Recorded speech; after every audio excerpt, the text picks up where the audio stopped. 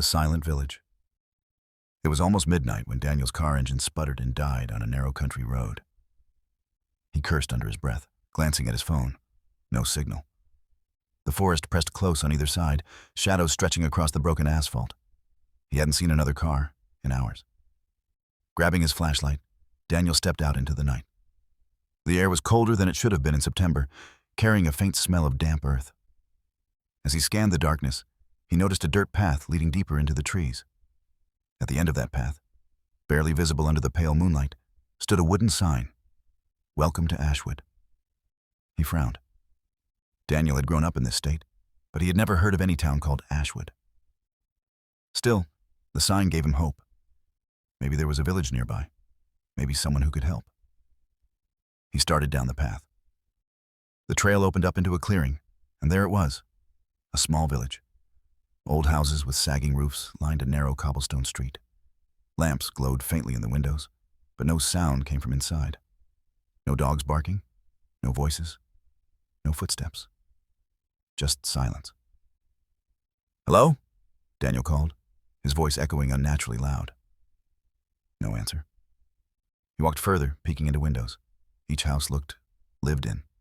Plates on tables, chairs pulled out, even half-full cups of tea. But no people. It was as if everyone had just stood up and left a moment ago. The silence pressed harder. His flashlight flickered. And then, from the corner of his eye, Daniel saw movement. A figure stood at the far end of the street. Still, watching. Daniel froze. He raised his flashlight, but the figure was gone. He tried to convince himself it was his imagination. He turned, looking for some kind of inn or main building. That's when he saw the church at the center of the village. Its doors were wide open. Candles glowed inside.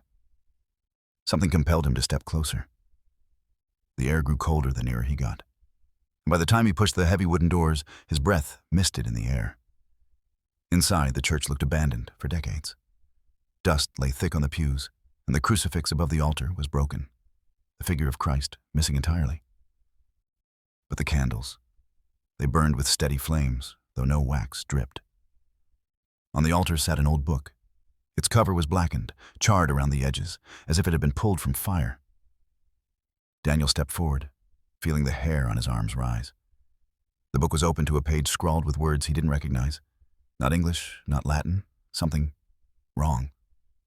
He leaned closer, trying to sound out the shapes. A whisper cut through the silence. "Don't."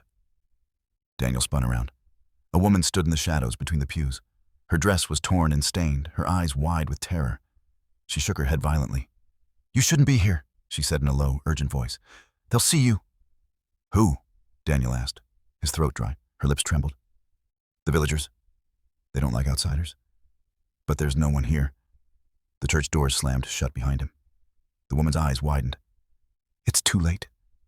From outside, Daniel heard footsteps. Dozens of them. Slow, dragging, coming closer.